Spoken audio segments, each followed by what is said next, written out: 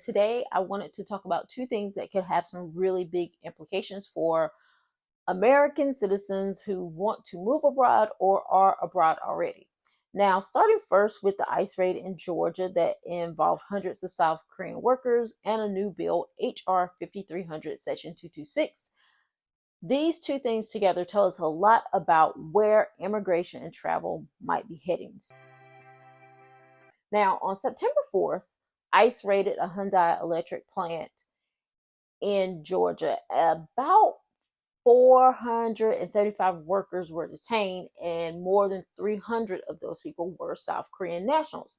Now, the story is messy, and there's lots of disinformation out there. But some of those workers were accused of overstaying or violating visa terms. But although they had valid visas, they were caught up in this mess anyway. Now, South Korea's government was ticked off. They were calling for investigations and human rights reviews. They even hinted this could affect the future of investments in the US, which we've already seen that happening. So, what does this mean for people planning to move abroad? It's a reminder that even if you're legal on paper, things can change fast when administrations change how they want to handle things.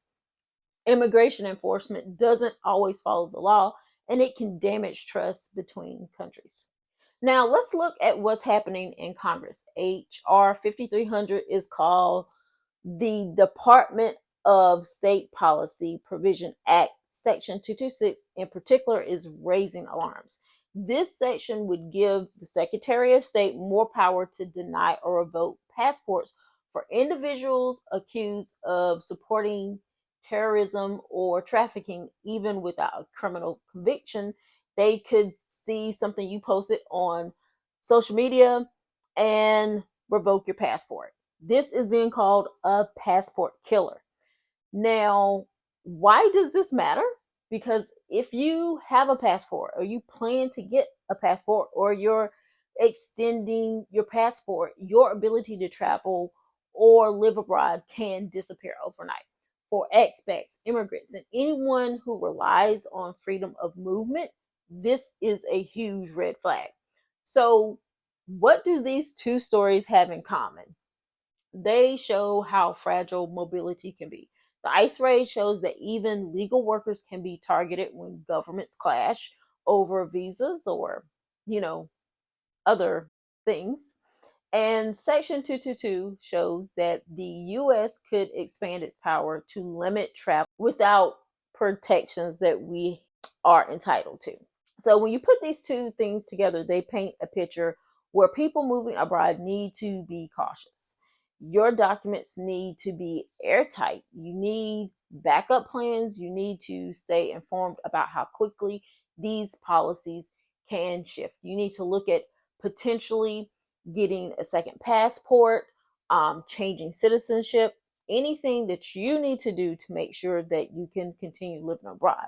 For me, it means I'm doubling down on making sure my paperwork is correct, keeping up with immigration laws, speaking to attorneys, and staying flexible. If one path closes, I'll look for another. And honestly, you should have a plan B just in case.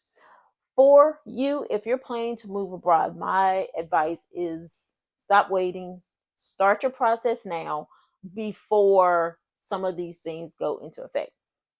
Keep your documents in order and pay attention to these kinds of policy shifts because they can directly affect you.